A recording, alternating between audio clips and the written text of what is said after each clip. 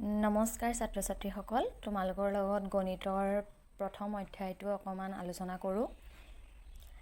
আমি গণিতৰ প্ৰথম অধ্যায়ত পাইছোঁ বিন্দু, ৰেখা, সৰল ৰেখা, বক্ৰৰেখা। আমি স্কুলত অলপ আলোচনা কৰিছিলোঁৱে। এতিয়া যথেষ্ট ছাত্ৰ ছাত্ৰী অনুপস্থিত থকাৰ বাবে এই পাঠটো আকৌ এবাৰ ব্যাখ্যা কৰি দিব ওলাইছোঁ।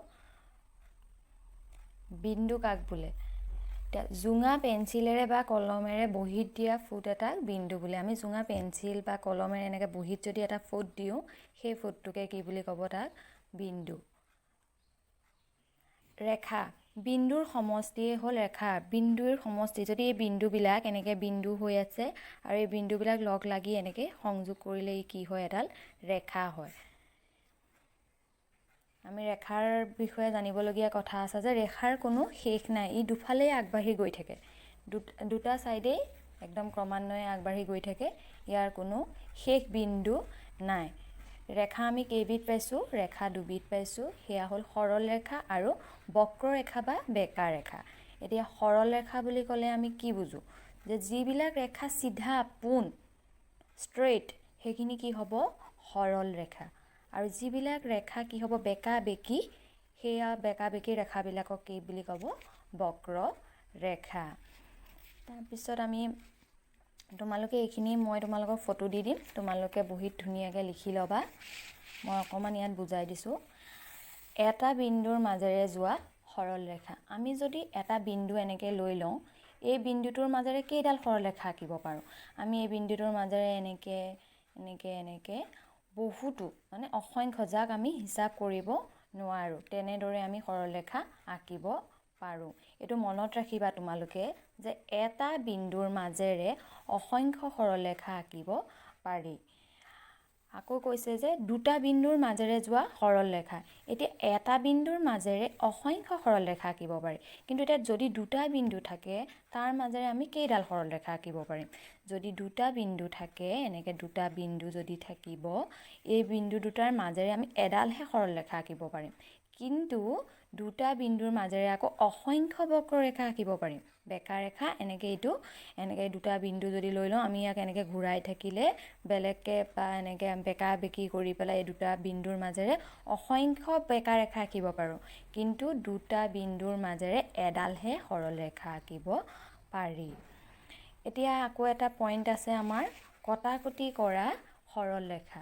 এতিয়া কটাকটি কৰা সৰল ৰেখা, যে দুডাল সমান্তৰাল সৰল ৰেখাই কটাকটি নকৰে। সমান্তৰাল সৰল ৰেখা, যি চিধা, যি সমান্তৰালভাৱে ই গৈ আছে, এই দুডাল যদি তেনেকুৱা ৰেখা যদি আমি দুডাল পাওঁ, এই দুডাল আমাৰ গৈয়ে থাকিব। এই দুডাল সৰল ৰেখা মানে কি? নদীৰ ধৰা দুটা পাৰ, নদীৰ দুটা পাৰ কেতিয়াবা লগ হয় জানো? তেনেদৰে সৰল ৰেখা দুটা ষ্ট্ৰেইট, ৰাস্তাৰ দুটা কিনাৰ, দুটা ৰাস্তাৰ এইটো ৰাস্তাৰ এটা মূৰ, এইটো ৰাস্তাৰ এটা মূৰ, এই ৰাস্তা দুটা এনেকৈয়ে গৈ থাকিব। ই আহি এনেকৈ লগ নহয়হি, দুটা মূৰ একলগ নহয়। সৰল ৰেখা, সৰল ৰেখা, সমান্তৰাল সৰল ৰেখা, ই কেতিয়াও দুটা লগ নহয় বা ই কাটাকাটি কৰিব নোৱাৰে। দুডাল সৰল ৰেখাই সমান্তৰাল বুলি দিলে কি কটাকটি নকৰে হ'ব, কিন্তু দুডাল সৰল ৰেখাই কটাকটি কৰে আকৌ দেই। মানে দুটা সমান্তৰাল বুলি ক'লে এইফালে সমানে সমানে যোৱাটো হ'ব, কিন্তু দুডাল সৰল ৰেখাই কটাকটি কৰিলে চাৰিটা কোণ উৎপন্ন হয়। যেতিয়া আমি দুডাল সৰল ৰেখা কাটাকাটি কৰি দিওঁ এনেকৈ দুডাল, তেতিয়া কাটোতে এইফালে এটা চুক উৎপন্ন হৈছে, এইফালে এটা চুক উৎপন্ন হৈছে, এইফালে এটা চুক উৎপন্ন হৈছে, এইফালে এটা চুক উৎপন্ন হৈছে। এইবিলাকক একোটা কি বুলি কোৱা হয়? কোণ বুলি কোৱা হয়। এতিয়া কোণ কি? দুডাল ৰেখাখণ্ডই কটাকটি কৰিলে সৃষ্টি হোৱা অংশক কোণ বোলা হয়। ৰেখাখণ্ড বা ৰেখাই এনেকৈ যদি আমি কাটি দিওঁতে যি ইয়াত চুকৰ বা কাষৰ সৃষ্টি হয়, এই অংশটোকে কি বুলি কোৱা হয়? কোণ বুলি কোৱা হয়। এতিয়া এনেকুৱা কোণ জুখিবলৈ আমি এটা জ্যামিতিত আমাৰ সঁজুলি আছে, তোমালোকে দেখিছা, আধা বেলিটোৰ নিচিনা। সেই কোণ জুখিবলৈ ব্যৱহাৰ কৰা সঁজুলিটোৰ নাম কি? কোণ মাপক যন্ত্ৰ।